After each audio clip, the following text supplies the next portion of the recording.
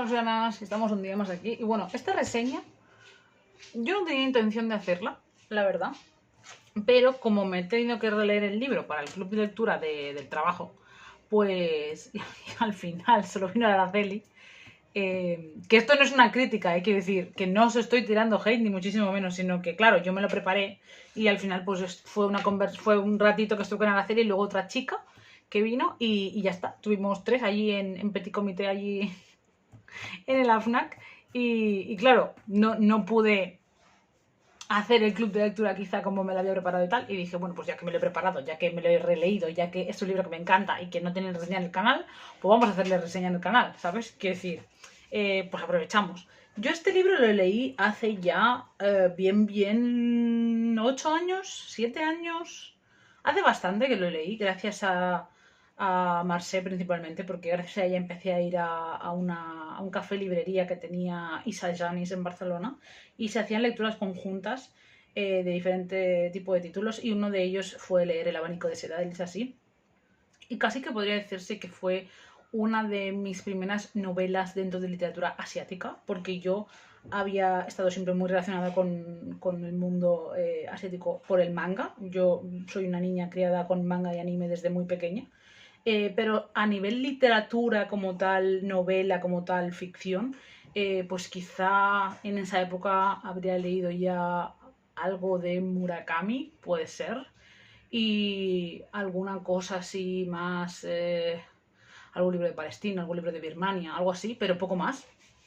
Y a mí me sirvió un poco para empezar a acercarme, porque al fin y al cabo creo que Lisa Si es una de esas autoras que está como a medias, porque sí que es heredera y su familia sí que es china, pero ella ya está criada, nacida y escribe en inglés en Estados Unidos. Entonces, claro, no es literatura china como tal, pero sí que habla de la cultura china, de la historia china y de personajes chinos desde una perspectiva muy bien hecha y muy bien investigada. Entonces como que está a medias entre los dos mundos, al fin y al cabo sus ancestros sí son chinos. Pero bueno, fue un libro que yo creo que si no hubiera sido por aquel club de lectura yo habría tardado mucho en leerlo y quizá no habría conocido a autoras a raíz de leer a Les Así, ¿no? Y fue un libro que yo me leí un poco sin expectativas, un poco, o bueno, se ha propuesto esto, ¿por qué no? Voy a ir al club de lectura, por tanto me lo voy a leer y a ver qué pasa. Y me gustó mucho, me gustó muchísimo. Fue un libro que me enganchó desde el principio. Me gusta mucho cómo escribe Lisa Si. Quiero decir, creo que cualquier persona que haya leído Lisa Si sabe el estilo tan atrayente, interesante, fluido que tiene. Entonces fue un libro que me atrapó mucho, que me hizo sufrir mucho también. Lo pasé mal leyendo parte del libro, pero también me gustó un montón. Me pareció muy original, me pareció muy interesante todo lo que cuenta. Me pareció que los personajes están maravillosamente bien perfilados. Y sí que es verdad que ahora que ya he leído más es así, porque ya he leído he leído Las chicas de Shanghái, he leído La isla de las mujeres del mar, sí que veo que a Lisa sí le gusta hacer libros con cierto patrón similar y le gusta hacer libros protagonizados por dos mujeres que no dejan de tener una historia de amor que no pudo surgir, pero que no deja de ser una historia de amor y no deja de ser contarte la vida de las mujeres en periodos históricos muy complicados desde un punto de vista que los hombres nunca se han preocupado de narrar. Y creo que es una obra muy necesaria, precisamente por eso la elegí. Quiero decir, al fin y al cabo estoy intentando darle visibilidad, voz y espacios a libros mayoritariamente escritos por mujeres que me parezcan importantes, que me parezcan interesantes, que creo que puedan dar pie a debate, que enseñen algo. Y por eso me hace mucha ilusión este libro, la verdad. Sí que es verdad que igual yo no lo dije tantas veces como me pasó con el de Reyes. Y también que, a ver, yo soy consciente de que vosotras, que sois mi comunidad, pues no sé qué porcentaje de vosotras estáis en Barcelona, pero no creo que sea un porcentaje muy alto. Y luego, más allá de eso, Barcelona es muy grande. Ir a Cornellá, pues igual no es tan fácil para mucha gente y que la gente tiene vida. Entonces, aparecer un sábado en el AFNAC para hacer un club de lectura cuando pues igual tienes otras cosas que hacer, es que me parece muy normal. Pero bueno, que sepáis igualmente que estáis invitadas, mientras siga haciendo esto, estáis invitadísimas. Para octubre vamos a leer La inquilina de Wildfell Hall. Soy consciente de que quizá es demasiado poco tiempo, así que si por algún casual sois de por aquí y podéis venir, no os preocupéis si no lo habéis terminado, porque al empezar la charla, porque quiero que sea una charla más que otra cosa, al empezar la charla lo primero que preguntaré es si os habéis acabado el libro o no, porque si no os habéis acabado el libro, hablaremos del libro y de todo lo que representa y de muchas cosas que hay en ese libro. Incluso podéis venir sin haberlo leído y hablaremos de X cosas sin hacer ningún tipo de spoiler, no hay problema. Y luego ya haré reseña cuando pase esto, ¿vale? Ha sido un poco raro. Ahora ya no. Ha sido un poco raro porque me ha salido como con delay. Y ha sido como. Yo ya no estaba así y era como, ¿qué le ha pasado? Claro, ha sido raro, ha sido raro. Igual vosotros no lo veis porque igual esto luego se carga normal, ¿eh? Pero ha sido raro porque era como que yo estaba hablando y los gestos que veía en la pantalla no eran los que yo estaba haciendo. Y era como. Pero bueno, eso. Volvamos a lo que estamos. Importante. Abanico de seda. El abanico de seda es un libro ambientado en el siglo XIX, en China, que principalmente es, en su simpleza, es un libro que te habla de la vida de las mujeres en el siglo XIX en China. Ya está. Es que es un retrato de lo que eran sus vidas, sus pensamientos, la familia, el deber, el amor,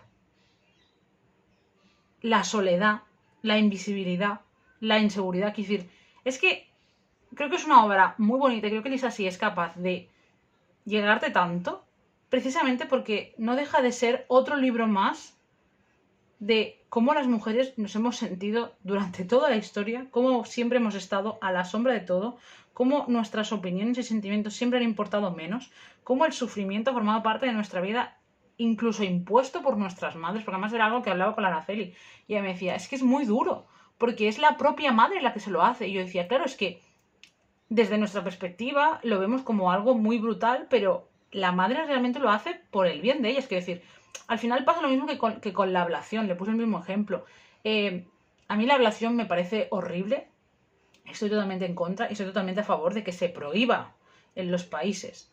Pero entiendo el concepto de que muchas mujeres que lo han sufrido quieren hacérselo a sus hijas, no por venganza ni porque sean malas madres, sino porque ellas están educadas de tal manera que sienten que para que sus hijas tengan una vida buena y unas posibilidades y un futuro, tienen que hacerle eso también a sus hijas. Entonces, la sociedad y el ser humano lo que tiene que hacer es estar ahí y con educación y con discursos, digamos, y con...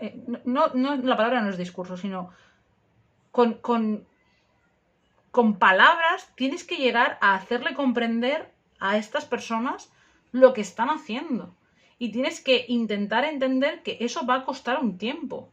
No considerar a esa gente como, yo qué sé, ponerles la etiqueta de brutal, mala madre, tal, porque realmente ellas lo hacen pensando que es lo mejor para sus hijas. Y aquí pasa lo mismo, quiero decir, todas esas mujeres en la China del siglo XIX que le vendaban los pies a sus hijas y que se jugaban incluso la muerte, no lo hacían porque fueran malas madres, porque pensaran, porque querían vengarse de algo, porque decían, yo lo he pasado mal y a mí me han jodido, ahora te voy a joder a ti. No, no, no, no, no.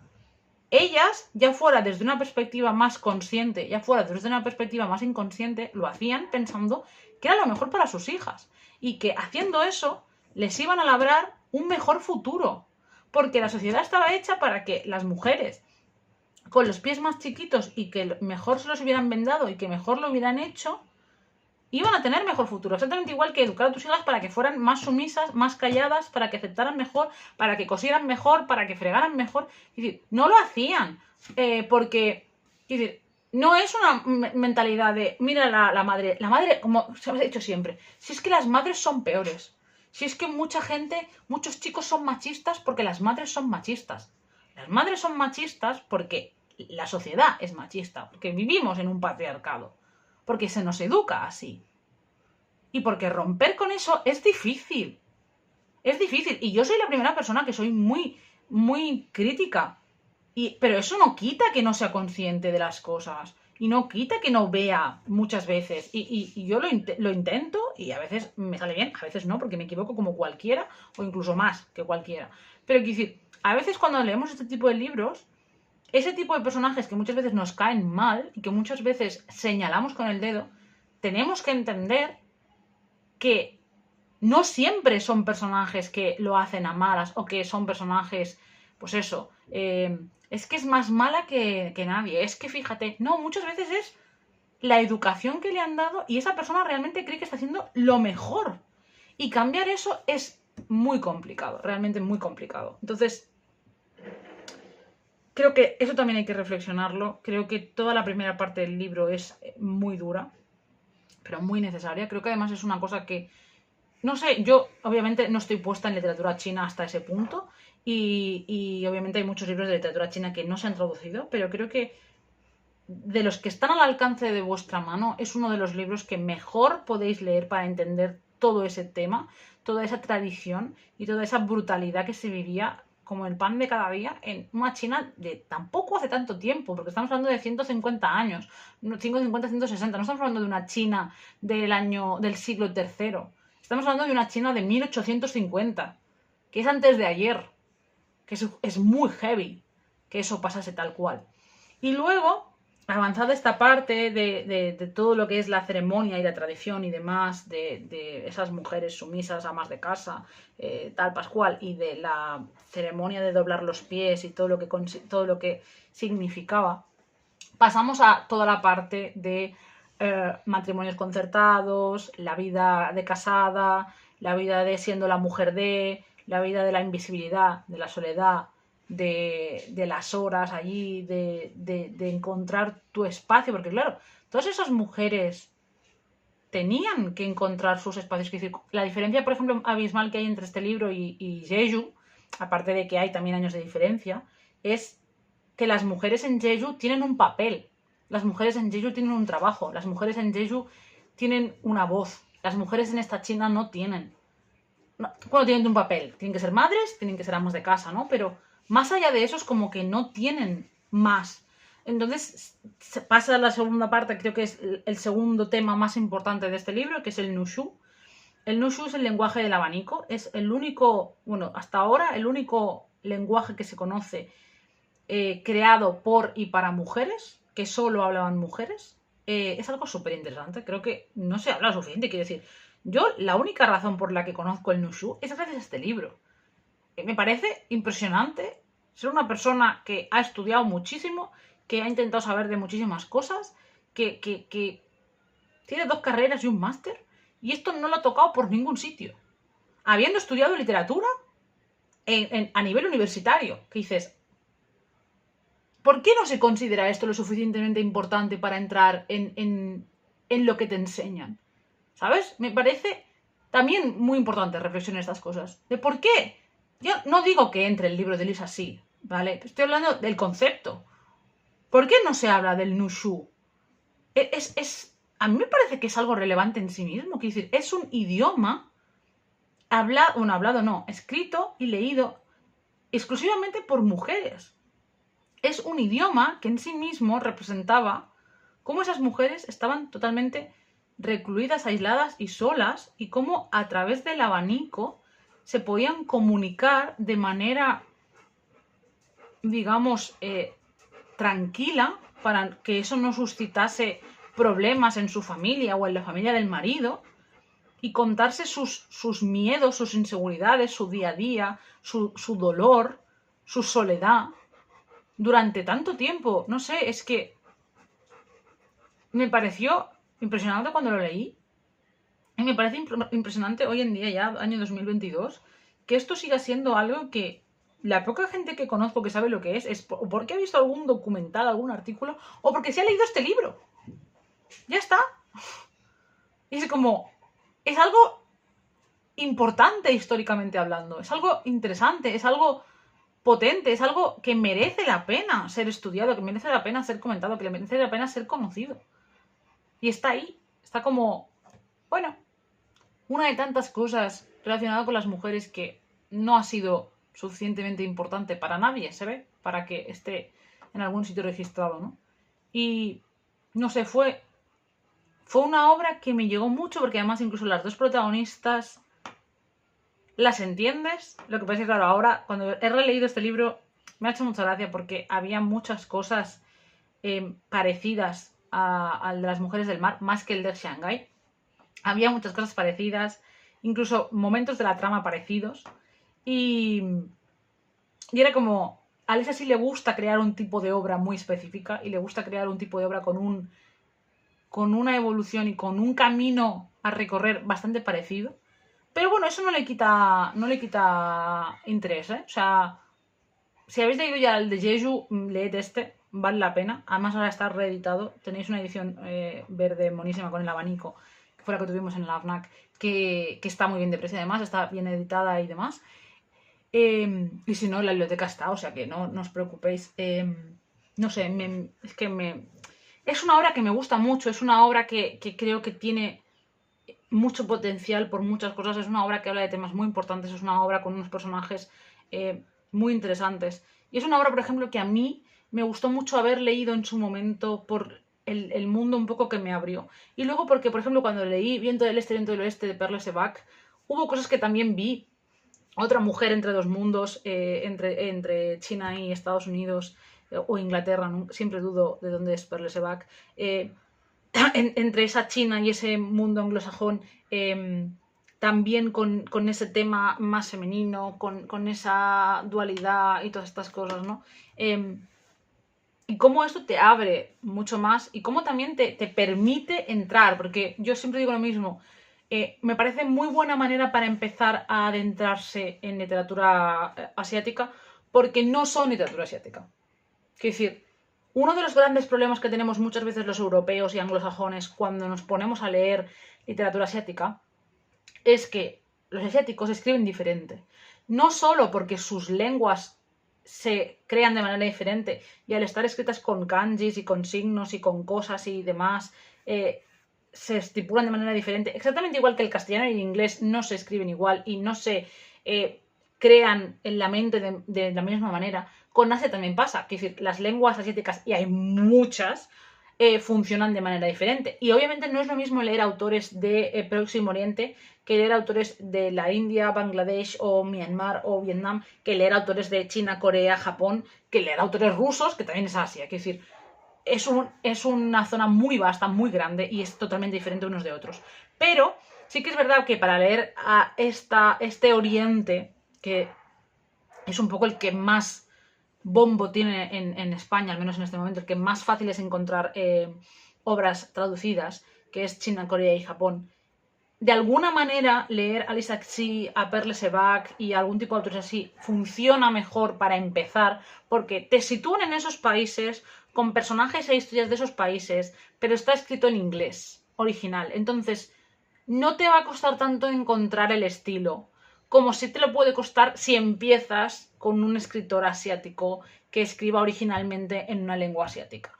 Que esto no quiere decir que, por ejemplo, no te puedas leer a Cho Nam-jo o a Yoko Ogawa, que son dos de mis autoras favoritas, o a Han Kang, y no te guste de primeras. Sí. Pero creo que empiezas mejor leyendo a una de estas dos autoras y luego pasando a las siguientes. Porque primero como que te sitúas en Asia y luego pasas al estilo asiático. Creo, ¿eh? O sea, es mi percepción personal y mi recomendación. Pero podéis hacer lo que queráis, porque también hay gente que entra de pleno con Han Kang, que además de ser totalmente coreana y notarse muchísimo el estilo, además es una persona que escribe muy metafórico.